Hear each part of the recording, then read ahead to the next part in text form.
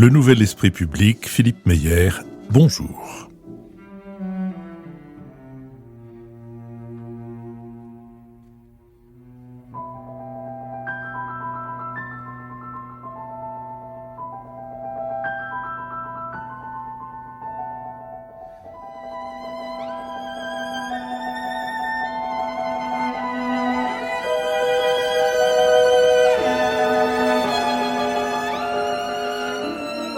Bonjour, merci de nous avoir rejoints pour ce nouveau Nouvel Esprit Public, plus précisément pour cette nouvelle émission thématique qui nous donne l'occasion de recevoir Jérémy Gallon, auteur de Henry Kissinger, l'Européen. Jérémy Gallon, bonjour. Bonjour. Quand je dis nous, c'est Marc-Olivier Padis, directeur des études de la Fondation Terra Nova, Lucille Schmitt, membre du comité de rédaction de la revue Esprit, et Richard Verly, correspondant à Paris, non plus correspondant, ancien correspondant à Paris du quotidien. Ah, ça dépend.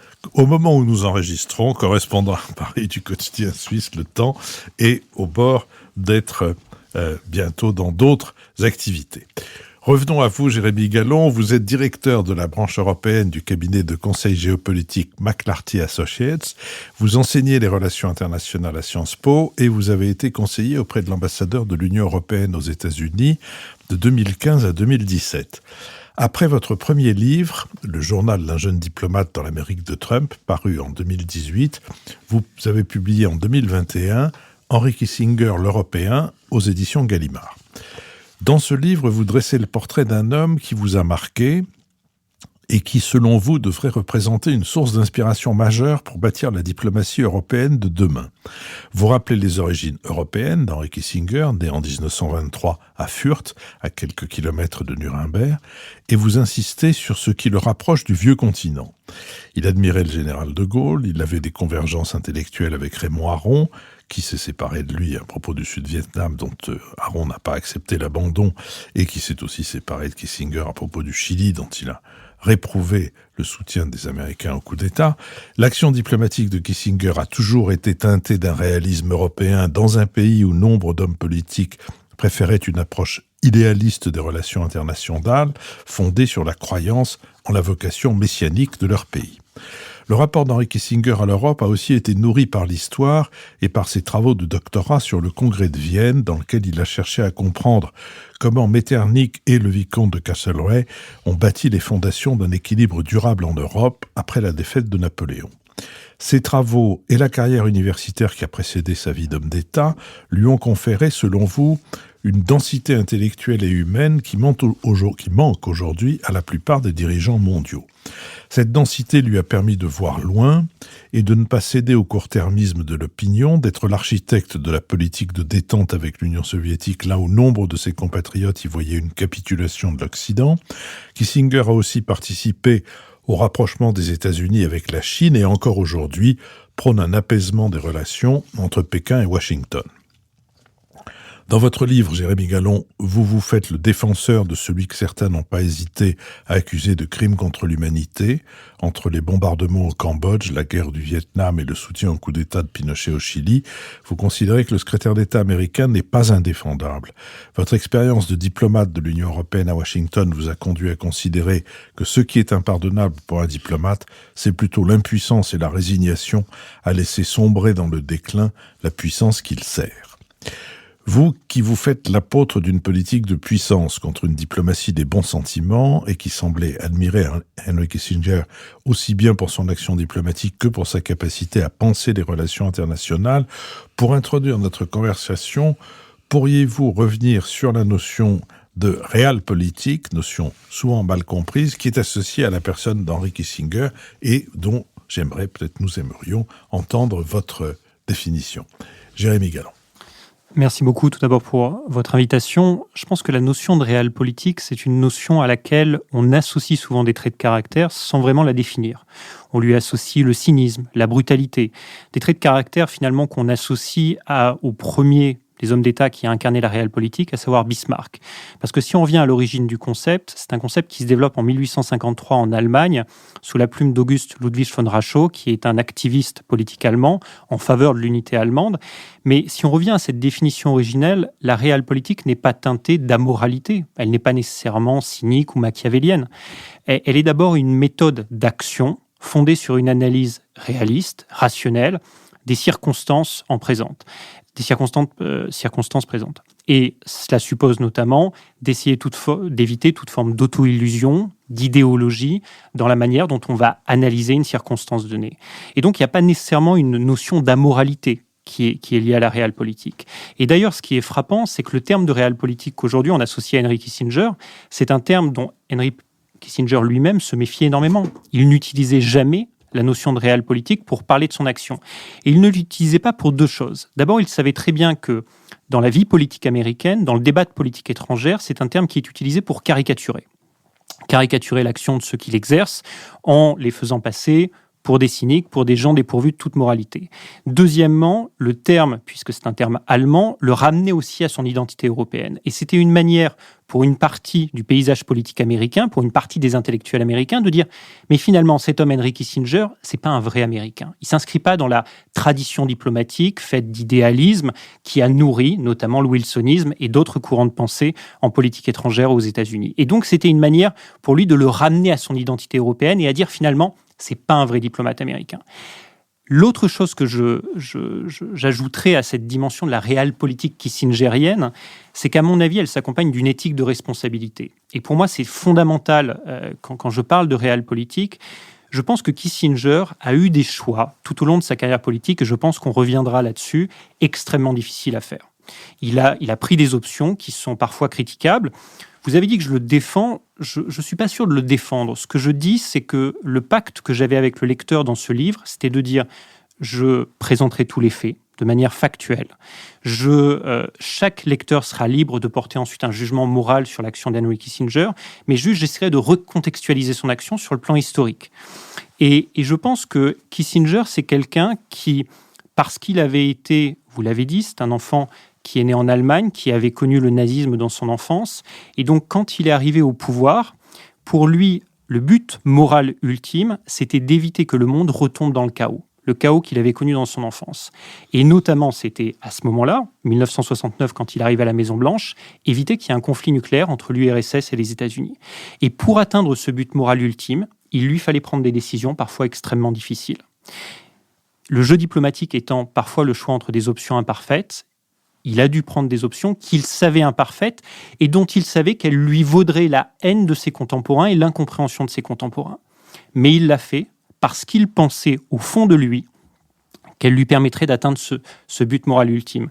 Et là où je trouve ça particulièrement fort, particulièrement touchant, c'est que je pense que Henry Kissinger n'avait aucun doute sur le fait qu'en prenant ces décisions, il serait haï par ses contemporains, par les élites libérales intellectuelles américaines de son époque, que ça ternirait durablement sa réputation. Il le savait d'autant plus qu'il y avait un précédent qui l'a beaucoup inspiré dans l'histoire. On parle souvent de son inspiration avec Metternich, mais à mon avis, la figure qui l'a peut-être le plus inspiré, c'est Lord Castlereagh, une figure qu'on connaît moins en France, qui a été, à mon avis, le plus grand secrétaire des affaires étrangères britanniques, puisqu'il a dirigé la diplomatie britannique entre 1812 et 1822. Et c'est un homme qui, à l'époque, au moment des guerres napoléoniennes, puis dans l'ère post-napoléonienne, avait bâti une diplomatie britannique extrêmement réaliste, qui a été le fondement de la puissance britannique au XIXe siècle.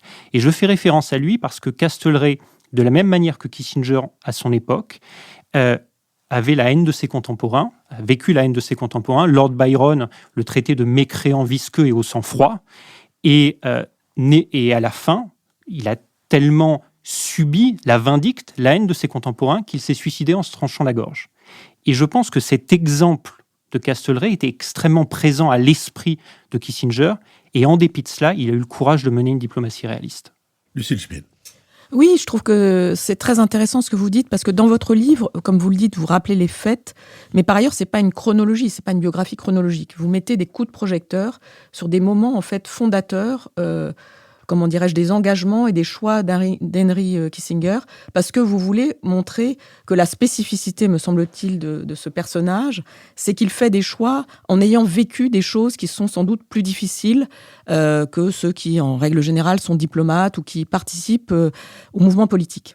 Et en ce sens, je trouve que ce serait intéressant que vous reveniez sur la manière dont Kissinger va aller à Harvard après avoir passé un moment en Allemagne où il est administrateur, en fait, dans le cadre après la fin de la Seconde Guerre mondiale, dans le cadre donc de cette politique où on occupe l'Allemagne. Donc on occupe son pays et il est administrateur pour les Américains d'une ville allemande. Et au fond, qu'est-ce qu'il peut bien éprouver à ce moment-là par rapport au fait que lui, c'est un Allemand quand même. C'est comme vous le disiez, il a vécu le chaos en Allemagne et ensuite il revient administrer son pays pour une puissance étrangère, si je puis dire, dont il va adopter ensuite la nationalité et dans laquelle il va occuper des responsabilités politiques éminentes.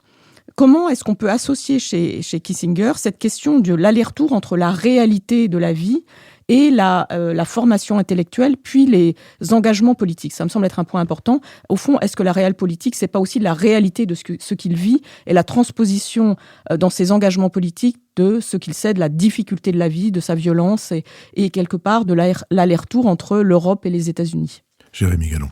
Si j'ai souhaité écrire ce livre, c'est en partie parce qu'Henry Kissinger est pour moi un contraste saisissant avec notre époque qui est une époque de météores. Aussi bien sur le plan politique, médiatique, on voit des gens émerger extrêmement vite et parfois ne pas laisser de traces parce que quand ils arrivent au pouvoir, ils manquent de cette densité, double densité humaine, densité intellectuelle. Et ce qui me frappe chez Henry Kissinger, c'est que c'est quelqu'un, lorsqu'il va arriver à la Maison-Blanche en 1969, à l'âge de 46 ans, c'est quelqu'un qui a cette double colonne vertébrale. Il a une colonne vertébrale intellectuelle, et on reviendra dessus, qu'il a construite notamment à Harvard pendant 20 ans. C'est quelqu'un qui s'est nourri des grands textes, qui a noué des amitiés intellectuelles. Philippe Meyer mentionnait dans l'introduction Raymond Aron, mais c'est aussi Hans Morgenthau, c'est Hannah Arendt, c'est George Kennan, c'est Ronald Niebuhr, des gens qui l'ont structuré intellectuellement.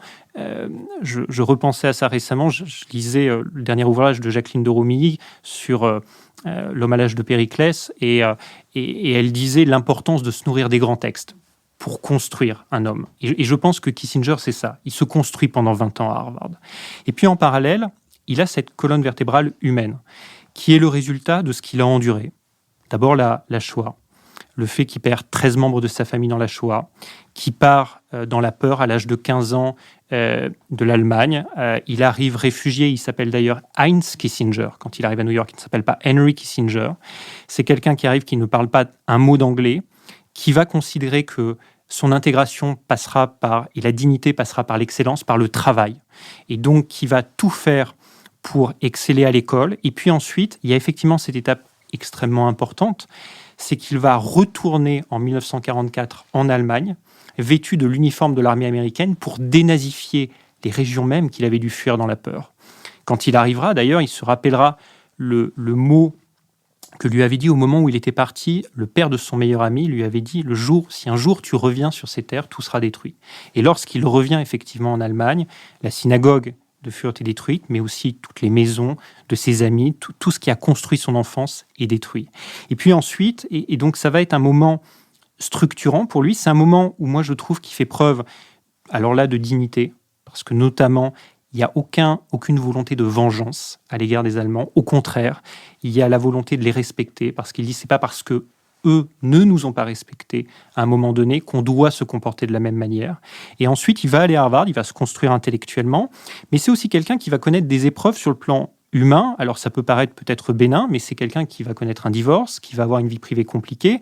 Son chemin à Harvard ne sera pas linéaire, parce que c'est quelqu'un qui est méprisé par l'élite WASP américaine quand il arrive à Harvard. C'est aussi un épisode oublié, mais lorsque Kennedy arrive au pouvoir, c'est une époque où tous les meilleurs de la génération veulent servir Kennedy. Il y a une forme d'enthousiasme aux États-Unis. On lui ferme la porte. Il essaie de rentrer par tous les moyens, on lui ferme la porte. Johnson arrive, il prend un poste de consultant à la Maison-Blanche, mais finalement, on ne lui ouvre pas vraiment la porte. Et l'ironie, c'est que c'est Nixon, un homme avec lequel il a au départ aucune affinité, alors parce que lui a soutenu Rockefeller, le grand opposant au sein du Parti républicain de Nixon, qui va lui ouvrir la porte au sein de l'administration. Et donc, lorsqu'il arrive, il a cette densité humaine, intellectuelle, et à mon avis, fondamentalement, c'est la raison pour laquelle il a laissé une trace. Parce que si on regarde Kissinger, ce qui est quand même extraordinaire chez lui, c'est que c'est quelqu'un qui n'est resté que 8 ans au pouvoir. Kissinger a quitté le pouvoir 9 ans avant ma naissance. Et pourtant, j'écris un livre sur lui. Il y a quelque chose d'assez extraordinaire là-dedans. C'est que c'est quelqu'un qui, aujourd'hui encore, incarne pour nous la figure du diplomate. Mais parce que durant ces 8 années, parce qu'il avait cette densité, il a été capable de laisser une trace qui subsiste bien au-delà de la seule période où il est resté au pouvoir. Qu'est-ce qui a été le point saillant de ce dédain dont il est l'objet? C'est son accent. Je t'ai frappé de ça parce que il est venu en France il y a 4 ans, 5 ans. Giscard était encore vivant. C'est Giscard qui l'a reçu au Sénat. Il a tenu un discours qui était d'un niveau intellectuel particulièrement remarquable. Et en plus, il n'a plus tout à fait 20 ans, mais il est incompréhensible. Quand il parle, c'est absolument... Il y a d'ailleurs une blague à ce sujet que j'aime beaucoup, qui est l'histoire de Nixon allant faire la connaissance de Golda Meir et venant avec Kissinger, et Golda Meir est avec Abba Eban, qui est son ministre des Affaires étrangères, et pour briser la glace, Nixon dit nous avons tous les deux des ministres des Affaires étrangères juifs, et Golda Meir lui répond oui, mais le mien parle anglais sans accent. Est-ce qu'il y a, c'est ça le point qui fait, parce que sinon il n'y a rien qui peut expliquer le dédain dont je parle, pas le mépris, mais le dédain. Alors si je peux me permettre une petite anecdote sur son accent, le frère d'Henry Kissinger est décédé en mai 2021, Walter, et Walter, contrairement à son frère aîné, n'avait pas d'accent. Et à la fin de sa vie, un journaliste a demandé à Walter, mais pourquoi vous n'avez pas d'accent et pourquoi votre frère Henry a un accent à couper au couteau allemand? Et Walter a eu cette réponse pleine d'humour, il a dit parce que dans la famille, c'est moi qui écoute. Quelque part, ça disait aussi beaucoup d'Henry Kissinger. Je pense que j'aurais une réponse un petit peu nuancée. D'un côté, les élites WASP américaines voyaient quand même ce garçon d'origine allemande, juif, qui venait classe moyenne, voire classe populaire, quand il est arrivé aux États-Unis, n'était pas un des leurs. Ce n'était pas quelqu'un qui avait grandi dans ces grandes familles patriciennes de la côte Est, du Massachusetts, etc., de la Nouvelle-Angleterre. Donc, en ce sens, par rapport à un Mac George Bundy, par exemple, qui était le doyen star à l'époque d'Harvard, qui a été le conseiller à la sécurité nationale de Kennedy, ce n'était pas du tout le même niveau. Pour autant, là où je mettrais une réserve, c'est que même s'il a connu ce dédain, j'ai eu la chance, il y a 3 semaines, d'aller chez Henry Kissinger dans sa maison dans le Connecticut, et on a déjeuné en tête-à-tête pendant 3 heures. Et il est revenu sur cette question. Et il m'a dit, dans le livre que vous me consacrez, vous dites que je suis une tragédie européenne, quelque part. Parce que, finalement, je suis parti aux États-Unis et j'ai servi un pays qui n'était pas celui à mon origine. Mais il m'a dit, vous savez, en Europe, un garçon juif comme moi, issu de la classe moyenne, n'aurait jamais eu les opportunités que j'ai eues aux États-Unis. Et je serai éternellement reconnaissant à mon pays d'adoption de m'avoir donné cette possibilité. Et je pense que là, il y a probablement ce qui a fait, à mon avis, la grande force des États-Unis au cours du XXe siècle. Cette capacité qu'a eu ce pays à faire venir des gens du monde entier et à leur permettre d'arriver au sommet. Kissinger, c'est quelqu'un, on l'a dit, qui arrive à l'âge de 15 ans dans le port de New York, qui ne parle pas un mot d'anglais, et qui deviendra quelques décennies plus tard le secrétaire d'État américain le plus puissant du XXe siècle, quelqu'un qui fera et défera les régimes. Mais il ne sera pas le seul. Zbigniew Brzezinski, conseiller à la sécurité nationale de Carter, immigré première génération polonais. Madeleine Albright, qui nous a quittés récemment, immigré tchèque première génération. Donc il y a eu toute cette génération d'immigrés, notamment européens, qui ont pu accéder au sommet.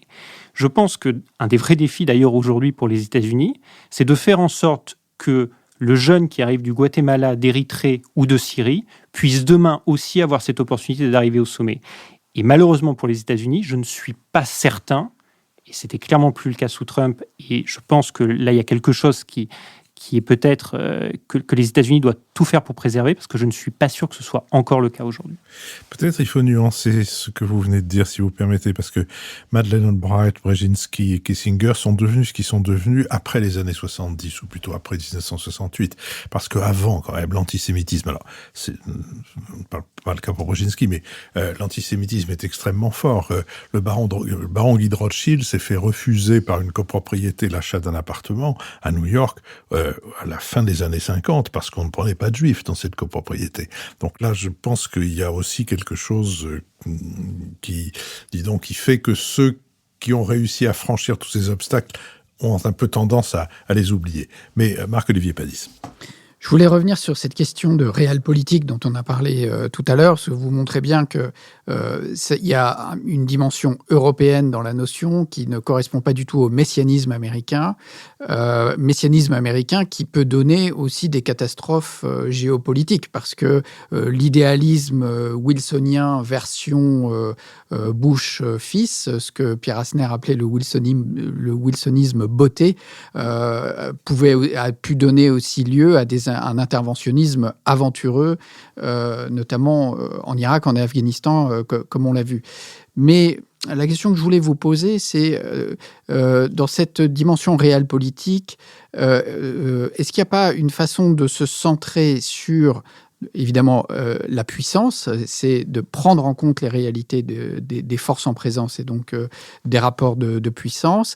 Est-ce que ça ne conduit pas à focaliser l'attention sur les États à un moment où les relations internationales sont faites aussi de forces transnationales, de forces civiles, de problématiques technologiques, de problématiques environnementales, qui fait que tout ça, toutes les problématiques ne peuvent pas se ramener à la question de la puissance étatique. Alors évidemment, on parle aujourd'hui dans un contexte de guerre en Europe où on voit que la puissance russe, c'est bien une problématique là, très verticale, d'État un peu à l'ancienne.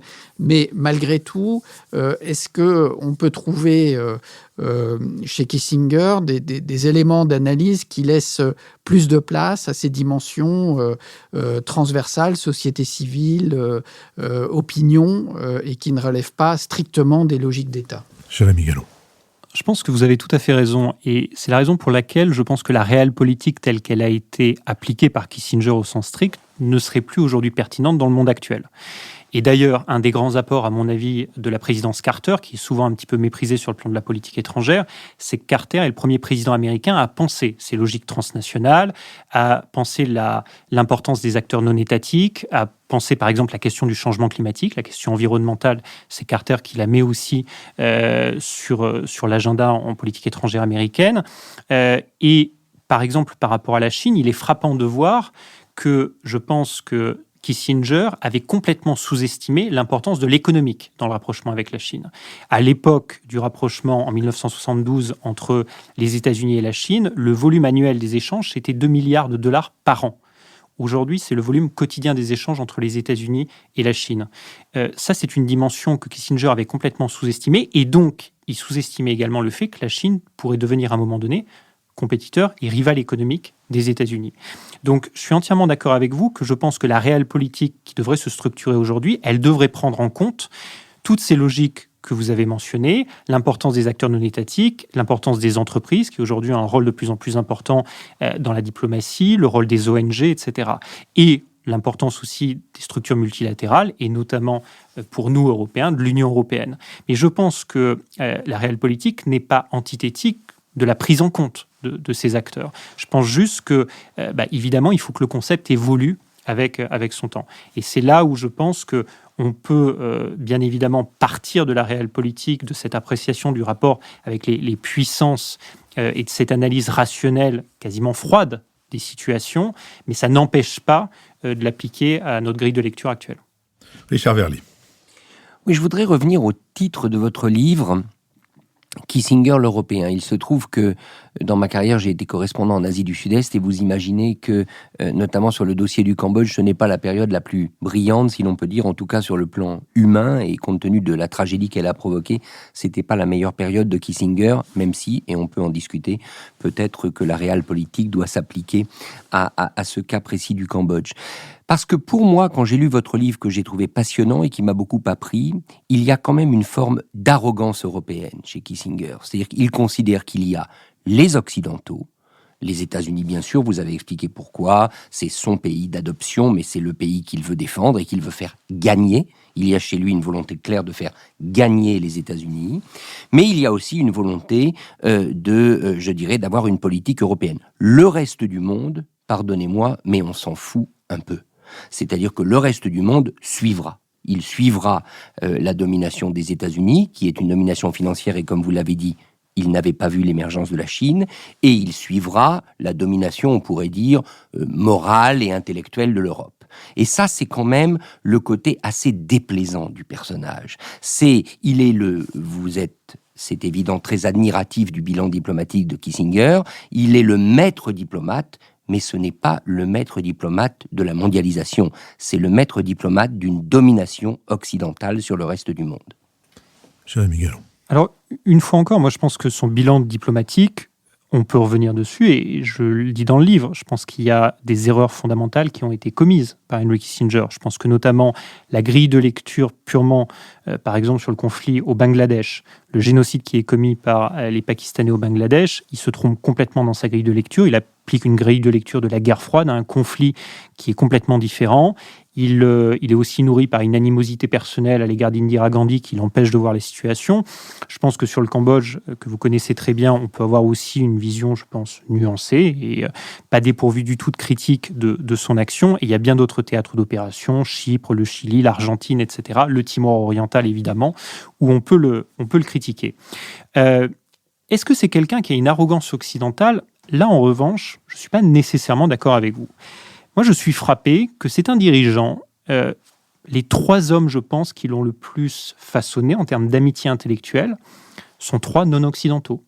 Lee Kuan Yew, singapourien, père fondateur de Singapour, Sadat, grand leader égyptien, chez qui il a trouvé quasiment un frère, et quelqu'un qui l'a frappé par son sens de l'histoire, et puis Chou En-lai, avec qui il a noué une amitié extrêmement forte. Est-ce qu'aujourd'hui, sur notre scène politique, diplomatique, on a beaucoup de dirigeants occidentaux dont on pourrait dire que leurs 3 plus proches amis ou, on va dire, homologues sur le plan international sont des non-occidentaux? Je n'en suis pas certain. Par ailleurs, c'est quelqu'un qui, je pense, contrairement aux néoconservateurs, n'était pas du tout dans une vision messianique d'exporter la démocratie occidentale. Il a, notamment au moment des funérailles de Lee Kuan Yew, il explique très bien que Lee Kuan Yew a fait un choix différent du sien pour Singapour, que lui, le réfugié allemand qui arrive aux États-Unis, qui n'est plus obligé de changer de trottoir par peur d'être tabassé par les groupes de jeunes qui arrivent, comme c'était le cas lorsqu'il était jeune en Allemagne, sera éternellement reconnaissant à la démocratie américaine par la sécurité qu'elle lui a apportée, et donc considérer que la démocratie américaine était pour lui le meilleur des régimes. En revanche, il comprenait très bien qu'un Lee Kuan Yew à Singapour, de par l'histoire de Singapour, ait choisi une autre voie. Donc, en ce sens, contrairement à des néoconservateurs, il ne cherchait pas à imposer la démocratie occidentale. À l'égard de Sadat, il a aussi une relation qui a été faite au début d'incompréhension. Il a méprisé Sadat au début, mais petit à petit, il l'a compris, il a essayé de comprendre l'histoire égyptienne, dans quelle perspective s'inscrivait l'action de Sadat, et ça lui a permis de devenir un allié extrêmement proche de Sadat, et d'arriver notamment à un succès qui sera sous l'administration Carter, mais construit par Kissinger, qui sont les accords de Camp David en 1979. Donc, en forme d'arrogance intellectuelle, oui, je suis d'accord sur le fait que ce n'est pas quelqu'un qui avait peut-être anticipé la mondialisation, mais parce qu'on n'était pas au même moment de la mondialisation qu'on l'est aujourd'hui. Mais en revanche, arrogance occidentale, je serais un petit peu plus nuancé. Oui, pardonnez-moi, mais au moment où il lie amitié avec ces 3 responsables, ils sont tous les 3 vassaux des États-Unis. On pourrait mettre Chou En-lai un petit peu à part, mais la Chine n'est pas du tout la Chine d'aujourd'hui, elle n'a pas du tout le statut de puissance très importante. Et quant à Lee Kuan Yew, il y a 2 Lee Kuan Yew. Lee Kuan Yew, je dirais, jusqu'aux années 80, est un dirigeant qui regarde essentiellement du côté de l'Occident, et quand il comprend que la vague des valeurs asiatiques va monter, il devient soudainement le partisan d'une espèce de panasiatisme et de la défense de la Chine. Mais Lee Kuan Yew n'est pas fait d'un bloc. Lee Kuan Yew est un grand opportuniste politique également. Alors, sur Lee Kuan Yew, j'aurais une vision légèrement différente, parce que je pense que c'est quelqu'un qui a regardé vers les États-Unis, qui a été ce pont entre les États-Unis et la Chine. Il a d'ailleurs très bien su positionner à la fois Singapour, mais aussi lui personnellement à l'égard des leaders du monde entier, en étant ce pont entre Pékin et Washington. Mais c'est quelqu'un qui est capable, et je raconte cette anecdote, leur première rencontre, c'est lors d'un dîner à Harvard, où Lee Kuan Yew n'hésite pas à s'opposer complètement à toutes les grandes figures d'Harvard sur leur vision de l'intervention au Vietnam. Sadat, c'est quelqu'un qui, à l'époque, lorsque la relation se crée avec Kissinger, qui est plutôt, l'Égypte est plutôt inféodée à l'URSS à ce moment-là. C'est plutôt des conseillers soviétiques qui sont venus au temps de Nasser, et donc c'est plutôt ça qui va rompre. Et la Chine, je pense que vous diriez aujourd'hui à un Chou En-lai qu'il était inféodé aux États-Unis. Je pense qu'il le... En situation d'infériorité, c'est ce que... Alors, en situation d'infériorité, effectivement, parce que les États-Unis étaient par définition la première puissance politique, économique à l'époque, elle est d'ailleurs toujours.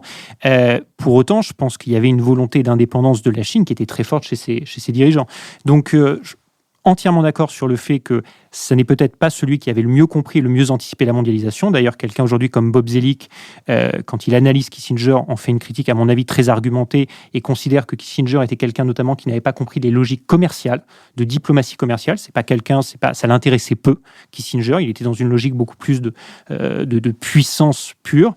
Voilà. Lucille Schmid. Oui, je voulais revenir sur... Philippe Meyer disait au début de notre émission, parlait de la détente et du fait que Henry Kissinger, puisque c'est bien ainsi qu'il faut le prononcer, au fond avait réussi à installer cette politique de la détente qui lui avait été d'ailleurs reprochée par un certain nombre, au fond par des camps opposés, que ce soit effectivement par ceux qui défendent les droits humains ou ceux qui au contraire défendent l'idée d'une politique de puissance hégémonique. Et je me demandais par rapport à ce que vous disiez tout à l'heure sur le fait qu'il a ses origines européennes, qu'il a une patrie d'adoption, les États-Unis. Il a donc une capacité d'emblée, je dirais, à penser justement cette question de la mondialisation et en tout cas à penser différentes zones. Et ce qui me frappe en écoutant cette discussion avec Richard Verly, c'est que il est à la fois sur cette question de la détente au niveau européen, il ouvre aussi des fronts, au fond, il fait bouger les positions par rapport à l'Égypte, il fait bouger les positions par rapport à la Chine, et donc il ne pense pas la mondialisation économique, mais il pense la possibilité d'ouvrir de manière pionnière. C'est pas des alliances, mais en tout cas c'est des discussions, c'est des négociations, et le fait de faire bouger les camps en présence, ça me semble être un point essentiel. J'aimerais que vous reveniez là-dessus. Au fond, cette question de la détente, quelle forme exacte elle prenait? Et est-ce qu'on pourrait oser, puisqu'on parle beaucoup des années 70, se projeter dans les années 2020 et se dire qu'est-ce que serait une politique de détente aujourd'hui par rapport à ce que nous vivons et le fait que les États-Unis pensaient veulent bouger d'Europe pour aller vers l'axe Indo-Pacifique, mais on voit bien qu'ils sont rattrapés par les événements. Et donc, il faut penser à la fois à la question européenne et la question asiatique. Ce qu'a fait Henry Kissinger, il l'a fait. Et moi, je pense que c'est une de ses grandes réussites, avoir réussi à englober la présence américaine dans différentes zones du monde et avoir fait bouger les lignes. Jérémy Gallon. Je suis tout à fait d'accord avec vous. Je pense qu'une des grandes forces de Kissinger, c'est de la même manière que d'ailleurs Bismarck à son époque, il est arrivé à mener des initiatives diplomatiques qui semblaient contradictoires ou impossibles à lier entre elles. Et donc, il y a notamment le rapprochement avec la Chine, qui lui permet finalement de créer un coin entre Pékin et Moscou. Et puis, en parallèle, il y a cette politique de détente où il tente d'apaiser la relation d'une certaine manière, parce que en parallèle de cette politique de détente, il y a de nombreux terrains de conflit, de tension avec Moscou. Sur la politique de détente, juste, je reviens là-dessus, pour moi, c'est quand même un de ses chefs-d'œuvre, mais c'est aussi là où on voit l'homme d'État. Parce que c'est quelqu'un, et je pense qu'il faut aussi rendre à cet égard hommage à Gerald Ford et à Nixon aussi, dans une certaine mesure. Ils ont été incroyablement critiqués par leurs contemporains pour la politique de détente. Et à la fois venant de la gauche, notamment le Parti démocrate les attaquait énormément parce qu'il y avait considéré que même cette politique de détente était trop dure à l'égard de Moscou, et puis par la droite du Parti républicain, notamment l'aile de Reagan, qui considérait que c'était un aveu de faiblesse, que finalement, en créant des ponts avec Moscou, une forme de coopération économique, on s'affaiblissait. Et ils ont eu malgré tout le courage de la mener. Et ce qui amène, à mon avis, à ce qui a été pour Kissinger son congrès de Vienne, qui est l'acte d'Helsinki en 1975. Et c'est d'autant plus courageux de le faire que je pense qu'ils savaient intimement qu'ils en paieraient le prix sur le plan politique. Et Ford, lorsqu'il prononce son discours en 1975 au Finlandia Hall à Helsinki, pour défendre l'acte d'Helsinki, c'est très bien qu'il en paiera le prix lors de l'élection face à Carter en 1976. Et donc là, il y a un courage d'homme politique qui considère qu'il décide de mettre en œuvre une diplomatie, parce qu'il pense que c'est la meilleure dans le long terme pour les États-Unis, alors qu'ils savent que leurs contemporains ne la comprendront peut-être pas et leur en feront payer le prix politiquement.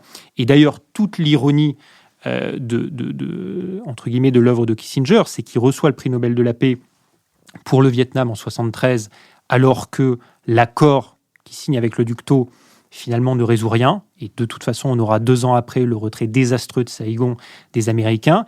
Et en revanche, il est vilipendé par ses contemporains pour l'acte d'Helsinki, qui, à mon avis, porte en germe la victoire américaine dans la guerre froide, qui sera, à mon avis, sa grande réalisation, et pour lequel ça n'est pas lui qui récoltera les fruits, mais ce sera, ironie de l'histoire, notamment Reagan, qui aura pourtant été celui qui aura complètement vilipendé l'acte d'Helsinki en 1975.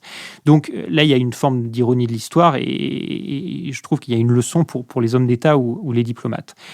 Vous posiez la question de savoir quelle leçon on peut tirer de la détente aujourd'hui pour notamment la relation entre les États-Unis et la Chine.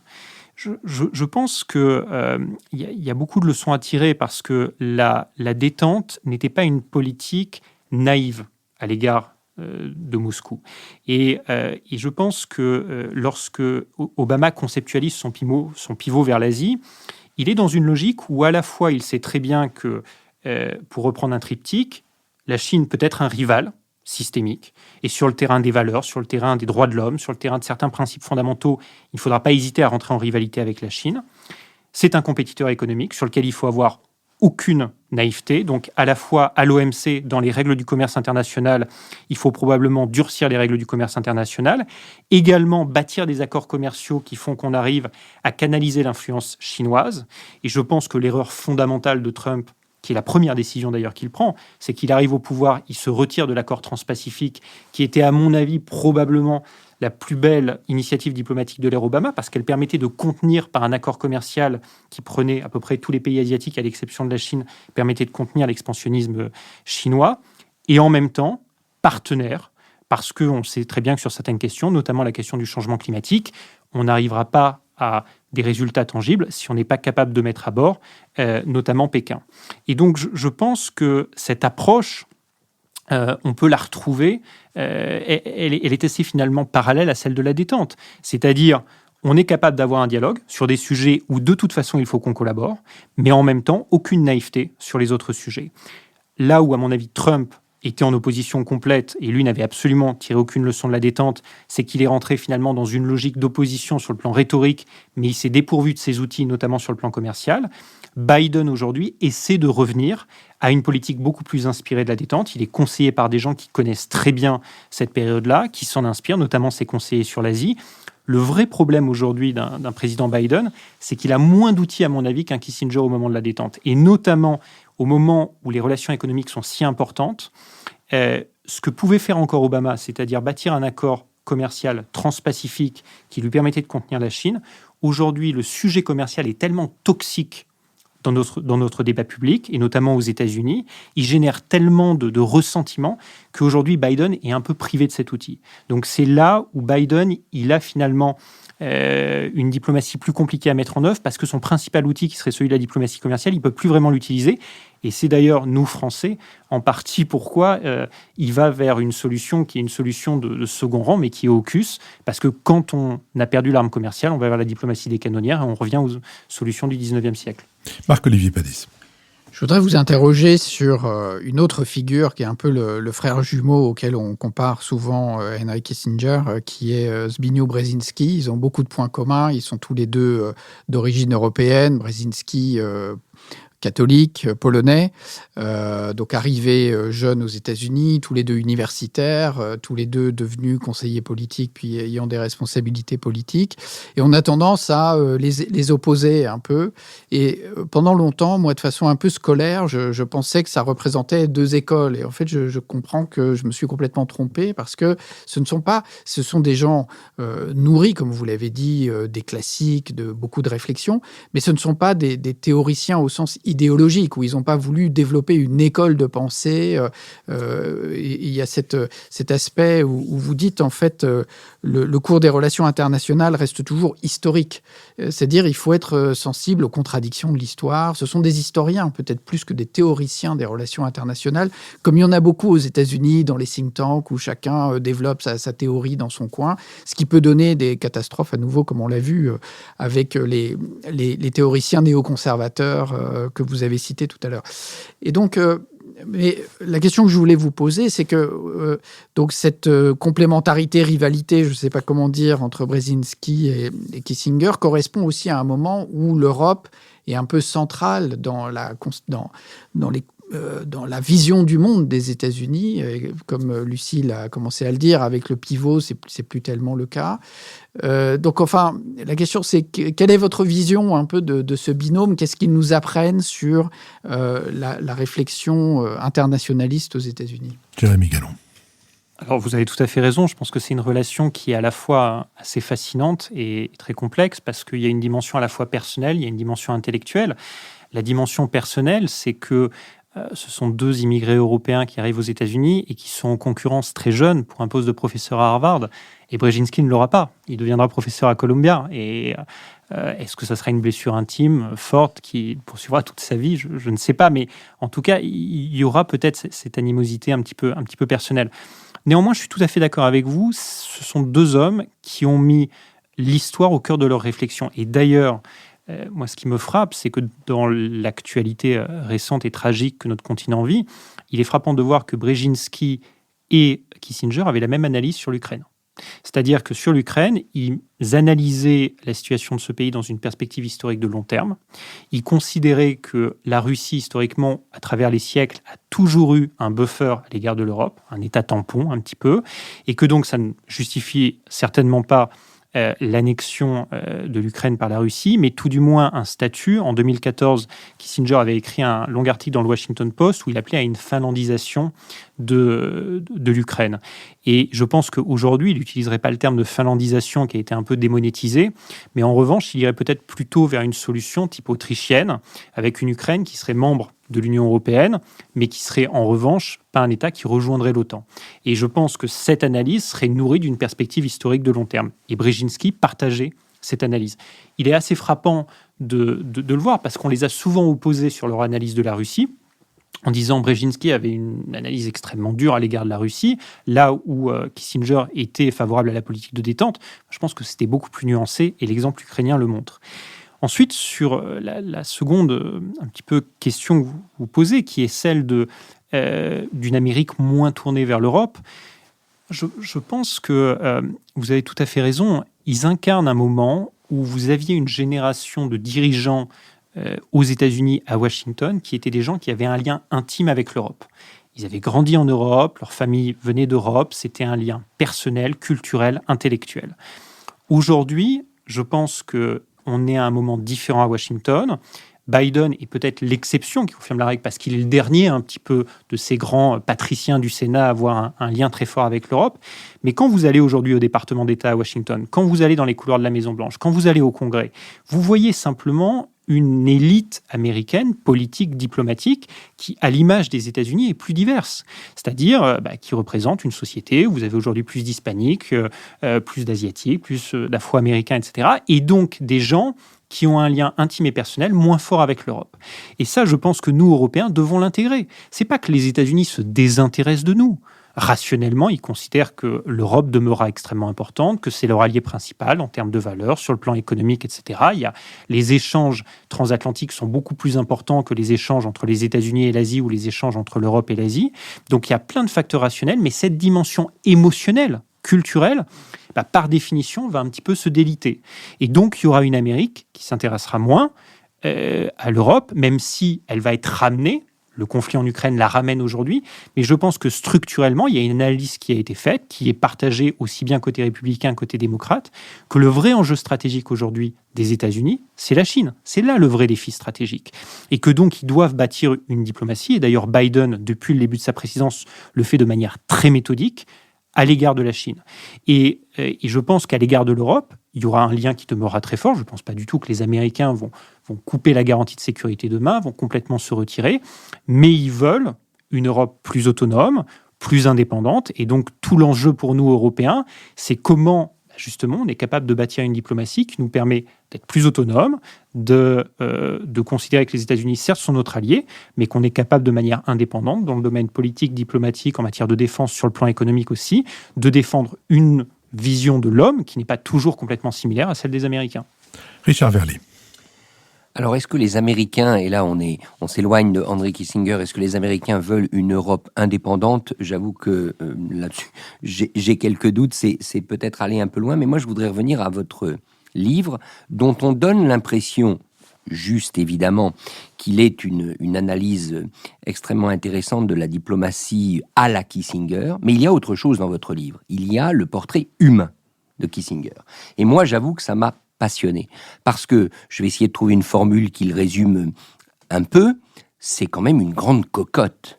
Il adore les mondanités, il adore être avec des actrices jolies et célèbres, et on a l'impression que par moment, et c'est là-dessus que je voulais vous interroger, la diplomatie devient finalement un art. C'est-à-dire, s'il était peintre, il peindrait des tableaux, il se trouve qu'il est diplomate, mais qu'il se met en scène comme diplomate en chef aussi pour obtenir ce qui a l'air de lui plaire énormément, c'est-à-dire les honneurs et les jolies femmes. Jérémy Gallon. Sur le premier point, juste pour revenir sur la question de l'indépendance, je suis tout à fait d'accord avec vous sur le fait que je ne pense pas que Washington rêve d'une Europe qui serait complètement indépendante. En revanche, je pense qu'on est quand même à un moment donné où les États-Unis se rendent compte que le fait d'avoir une Europe vassale, d'avoir une Europe qui n'est pas autonome sur le plan stratégique et incapable d'intervenir notamment dans son voisinage est un réel problème pour eux. Et peut être source d'instabilité pour eux et peut aussi les détourner de leur volonté ultime qui est de se concentrer sur la Chine. Donc c'est plutôt dans ce sens-là. Sur le deuxième point, je suis entièrement d'accord avec vous. Il a des traits de caractère, c'est quand même le sex symbole le plus improbable du XXe siècle. Ce professeur bedonnant à l'accent allemand ou coupé au couteau qui sort avec toutes les actrices d'Hollywood, c'est quand même absolument fascinant. C'est un peu comme Sartre, je veux dire. Plus on est laid, plus on est intelligent, plus... Brain is sexy. Je ne me permettrai pas de revenir sur Sartre, mais c'est vrai qu'il avait cette fascination pour Hollywood. Et cette anecdote, un jour, il va dîner dans un restaurant un petit peu connu de Georgetown à Washington avec Kirk Douglas. Et Kirk Douglas, évidemment, a pris une table au fond du restaurant pour que personne ne les dérange. Kissinger arrive un petit peu en retard. Il dit à Kirk Douglas, mais allons, mettons-nous en terrasse.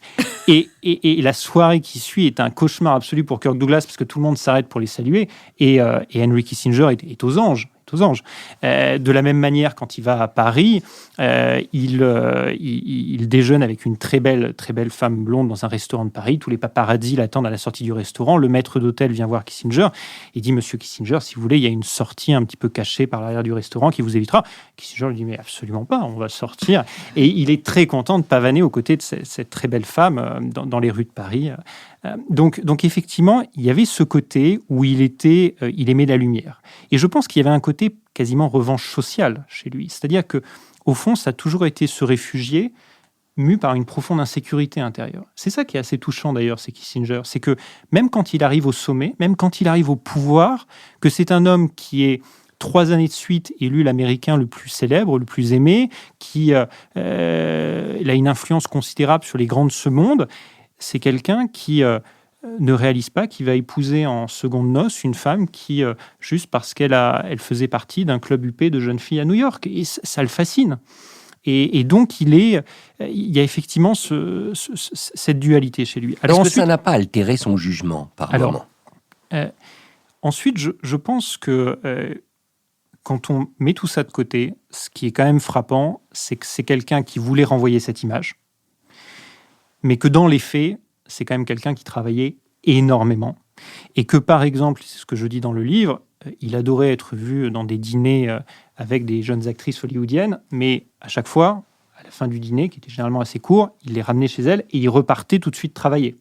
et il travaillait extrêmement tard. C'était un bourreau de travail, Kissinger. Donc, je pense qu'il voulait un petit peu avoir Finalement, c'est quelqu'un qui n'avait pas vraiment eu de jeunesse. C'est quelqu'un qui il avait connu la guerre, il a eu un premier mariage qui a été désastreux, et donc il a cette phrase un jour qui lui sort du cœur, qui vraiment vient du cœur, qui dit mais je sais que ces années au pouvoir, c'est les seules années où je vais peut-être vraiment pouvoir, entre guillemets, jouir du succès. Donc j'en jouis, mais ça ne l'empêche pas, derrière, diplomatiquement, de mener des initiatives et d'être extrêmement structuré, je pense, dans la manière dont il conduit la politique étrangère américaine.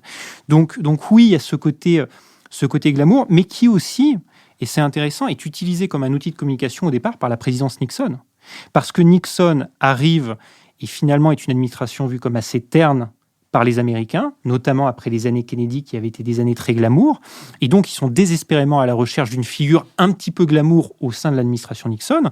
Et finalement, Nixon, qui était quelqu'un d'assez asocial, qui détestait les dîners mondains à Washington, est très content dans un premier temps d'envoyer Kissinger faire tous les dîners mondains de Georgetown. Quand il va s'apercevoir que Kissinger en profite pour dire des choses pas très agréables à son égard lors de ses dîners, il va mettre le haut là, mais jusque-là, il essaiera d'en profiter un maximum. Moi, je suis de la génération dont l'image des États-Unis s'est construite en partie à partir du Vietnam et à partir du Chili. Deux sujets sur lesquels Raymond Aron, qui passe pas pour un idéaliste, pour un utopiste ou pour un anti-américain, était en désaccord frontal avec Kissinger. Est-ce que vous avez eu l'occasion d'évoquer non pas la nature de ce désaccord, mais la manière dont Kissinger a répondu à cette accusation de Aron, qui était qu'au fond, Aron disait que la réelle politique n'était pas nécessairement dépourvue de soucis moraux, et considérait à un moment donné que Kissinger s'était totalement délivré du souci moral. Qu'est-ce que vous pensez que Kissinger a, ou qu'est-ce que vous savez que Kissinger a répondu, ou qu'est-ce que vous pensez qu'il aurait répondu ? Je pense que Kissinger est toujours aujourd'hui extrêmement reconnaissant à l'égard de Raymond Aron, parce qu'on a tendance à l'oublier, mais quand il se rend compte pour la première fois, Raymond Aron est une figure intellectuelle très connue, y compris à l'international, reconnue par ses pairs, et Henry Kissinger est un très jeune professeur. Et Henry Kissinger, encore aujourd'hui, dit « Raymond Aron, à ce moment-là, m'a donné ma chance. Il m'a pris sous sa protection. » Et donc, il lui en est infiniment reconnaissant. Il y a eu aussi une amitié intellectuelle très forte. Ces deux hommes qui se comprenaient, qui, je pense, partageaient un certain nombre de références intellectuelles, une forme de structuration intellectuelle, une forme d'honnêteté intellectuelle aussi. Ensuite, je pense qu'il ne faut pas sous-estimer le fait qu'à un moment donné, il y a deux hommes qui font des choix différents. Aron va toujours demeurer un intellectuel. C'est quelqu'un qui va avoir la liberté de l'intellectuel, la liberté d'être capable de raisonner de manière indépendante, de porter des jugements parfois moraux dans ses éditos dans le Figaro, dans ses livres, etc. Mais c'est pas quelqu'un qui sera confronté à l'exercice du pouvoir. Peut-être d'ailleurs l'aurait-il voulu. C'était d'Ormesson qui disait que Aron aurait probablement aimé être le conseiller du prince de plusieurs chefs d'État successifs en France, et qu'il ne l'a jamais été. Et Kissinger le devient. Kissinger franchit le Rubicon. Donc je pense qu'il ne faut pas sous-estimer peut-être aussi une dimension chez Aron qui est finalement Kissinger est peut-être ce que j'aurais aimé être et ce que je ne suis pas devenu. Donc ça joue peut-être. Ensuite, je pense qu'il y a aussi le fait qu'à un moment donné, c'est ce qui distancie deux hommes. L'un exerce le pouvoir et est confronté à des choix, entre des options imparfaites, on le disait, sur le plan diplomatique, où il doit prendre des décisions parfois extrêmement difficiles, dont il sait, et on le mentionnait auparavant, qui vont lui valoir l'inimitié, la haine de ses contemporains, mais il les prend en considérant qu'elles lui permettent d'atteindre le but moral ultime, qui est éviter la confrontation entre les deux grands, la confrontation des blocs, là où Aron est, lui, plus dans une position de surplomb et peut analyser ça d'un point de vue intellectuel. Donc je pense que les deux hommes vont aussi se diviser là-dessus. Et puis il y a un dernier point qu'il ne faut quand même pas sous-estimer, c'est que sur le plan personnel, ces deux hommes qui sont nés européens, mais l'un est resté européen, l'autre est devenu américain. Et donc leurs intérêts ont aussi divergé. Et au moment de la politique de détente, là où Kissinger voit une politique qui va considérablement renforcer les intérêts américains, ce qu'on ne peut pas lui reprocher, c'est quand même le diplomate en chef des États-Unis, Aron, lui, craint une finlandisation de l'Europe dans son ensemble, craint qu'on fasse passer sous le tapis l'Europe de l'Est, Et donc, lui, en tant qu'Européen, est beaucoup plus inquiet et s'oppose à la politique de détente voulue par Kissinger. Et donc, je pense qu'il y a aussi des choix individuels, professionnels, qui vont faire que ces deux hommes, petit à petit, vont s'opposer. Mais quand même, c'est très important de le souligner, ils vont toujours avoir, jusqu'à la fin de leur vie, une estime intellectuelle l'un pour l'autre immense. Sur la politique de détente, la discussion, les désaccords sont des désaccords intellectuels. Sur la question de l'Amérique latine, et notamment sur la question du Chili, il ne s'agit pas seulement de désaccords intellectuels, il s'agit de décisions dont les conséquences ont eu un coût humain et sans doute d'ailleurs aussi un coût économique, parce que la gestion économique de Pinochet est une catastrophe prétentieuse, si je puis dire. Sur ce plan-là, j'avoue que j'ai un peu de mal à comprendre comment on peut justifier, et c'est une litote, mais comment on peut justifier la politique de Kissinger. Quelle analyse peut sous-tendre des décisions aussi coûteuses humainement et catastrophiques économiquement et socialement. D'abord, je ne vais pas constamment me positionner en avocat d'Henry Kissinger. Je profitais du fait que vous avez une relation proche avec lui, que notamment vous disiez tout à l'heure que vous l'avez rencontré longuement et en tête-à-tête il y a encore peu de temps, pour essayer de comprendre comment lui justifier. Je veux dire, je n'essaye pas de me poser Dieu sait quelle figure, mais j'aimerais savoir comment lui justifie les décisions qu'il a prises et fait prendre à propos de l'Amérique latine en général et du Chili en particulier. Non, tout à fait. Juste pour peut-être un mot juste en préalable, moi je pense que la phrase du pape Urbain VIII à l'égard de Richelieu, si Dieu existe, il a du souci à se faire, si Dieu n'existe pas, l'heureux homme, s'applique également à Henry Kissinger. Donc je pense qu'il y a un certain nombre de décisions, vous évoquiez le Cambodge auparavant, et notamment l'Amérique latine, le Chili, mais aussi son amitié avec l'Argentine de Videla, qui sont extrêmement critiquables. Je pense que à l'époque, les États-Unis justifient d'abord, c'est pas une politique purement kissingerienne. Dès l'administration Kennedy, puis l'administration Johnson, il y a une volonté d'empêcher l'accession au pouvoir d'Allende. Et ils font tout, notamment par le biais de la CIA, par le biais de manipulations politiques, etc. au Chili, pour éviter que Allende arrive au pouvoir.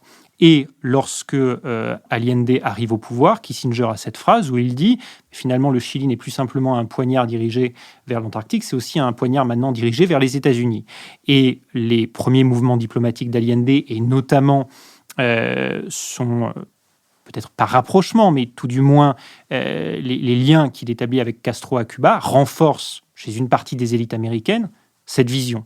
Je ne dis pas qu'elle est justifiée, mais je pense que c'est sur ce fondement-là qu'il va bâtir sa politique anti-Allende au Chili, et qu'ensuite il va soutenir un régime dont il considérera qu'il est plus favorable aux intérêts américains, même si je partage entièrement votre analyse que, d'abord, sur le terrain des droits de l'homme, c'est une tragédie absolue, et puis sur le terrain économique, ça sera également une catastrophe dont le Chili paie encore le prix aujourd'hui. Donc, mais je pense que c'est sur ce terrain-là qu'il le justifierait. Ensuite, chez Kissinger, il y a quelque chose qui le rend encore plus difficile à défendre, c'est parfois son attitude sur le plan humain. C'est quand il quitte le pouvoir, le fait qu'il ne cache pas du tout son amitié à l'égard de Videla en Argentine, et lui rend visite plusieurs fois. C'est le fait que sur le Timor oriental, par exemple, où on peut quand même le critiquer, notamment à l'égard de l'intervention indonésienne au Timor oriental, il ne consacre pas un seul mot au Timor oriental sur les 1000 pages qu'il consacre à la période 74-76 dans ses mémoires. C'est le fait qu'il ment jusqu'à récemment sur le fait qu'il était au courant que Suharto allait lancer une intervention au Timor oriental, puisque la veille de l'intervention de l'opération Lotus, Suharto lui dit, et le dit au président Ford, pendant des années, Kissinger l'a nié, alors que ça a été révélé par des archives. Donc, il y a effectivement en plus une attitude personnelle de Kissinger qui le rend très difficilement défendable sur toutes ces questions. Je vous remercie beaucoup, Jérémy Gallon. Nous sommes arrivés au terme de cette émission. Votre livre est édité chez Gallimard. Il s'intitule Henry Kissinger, l'Européen. Et je vous remercie de nous avoir éclairé avec un grand sens de ce que Hubert Beuve-Méry recommandait aux journalistes. Vous n'êtes pas journaliste, je ne voudrais pas vous faire cet affront. Recommandait aux journalistes qui est une subjectivité désintéressée. Merci beaucoup.